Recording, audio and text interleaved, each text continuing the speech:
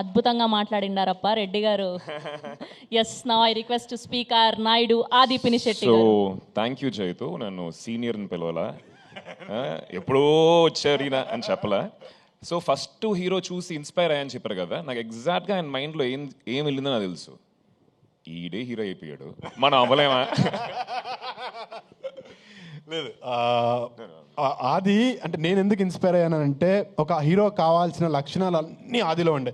He was nice, he was looking handsome, he was working out, he was dancing. Sir he still he's అంటే నేను చూసినప్పుడు నేనేదో వచ్చి acting నేర్చేసుకుంటే hero అయిపోతాను అనుకున్నాను, కానీ they was lot to it అని నేను చూసిన తర్వాత తెలిసింది నాకు. ఒక డెడికేషన్ ఉండాలి, ఒక కన్విక్షన్ ఉండాలని.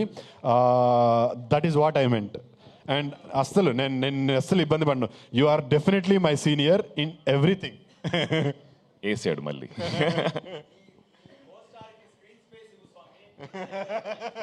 సో ఎస్, 2:30 దాటింది. So I won't take much time sir, but I want to, because series కాబట్టి ఎక్కువ మాట్లాడాలి, చాలా విషయాలు ఉంటాయి. 2 సినిమాలు చేసిన ఒక అనుభవం. Have to talk little bit. So sorry, చాలాసేపు వెయిట్ చేస్తున్నారు ఆకలితోటి.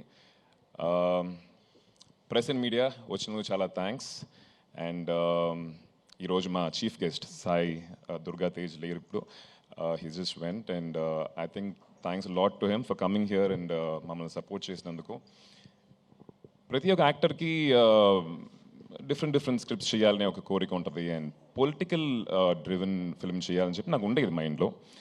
బట్ అలాంటి ఆపర్చునిటీ ఎప్పుడు రాలేదు. అండ్ వెన్ దేవా గారు వచ్చి స్క్రిప్ట్ చెప్పినప్పుడు I just thought one thing, it can never get better and bigger than Maya Sabha, for sure.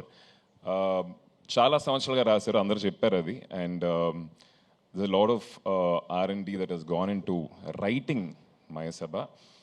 And ఈరోజు ఇక్కడ యూనో మీరు చూసిన ట్రైలర్ కానీ టీజర్ కానీ it's years of work, it's not easy అండి. కూర్చొని ప్రతిరోజు ప్రతి ఒక్క లైన్ వెనకాల ఆయన పడిన తపన, అది మేము పక్క నుండి చూసాం. So even while shooting the film, ఆ ఒక్కొక్క లైన్ కరెక్ట్గా రావాలనే ఒక తాపత్రయం అనేది, ఇట్ వాస్ వెరీ నైస్ దేవర్ సార్. ఐ థింక్ అది మీ నుంచి పోదు, అది దట్స్ ఇన్బిల్ట్ ఇన్ యూ.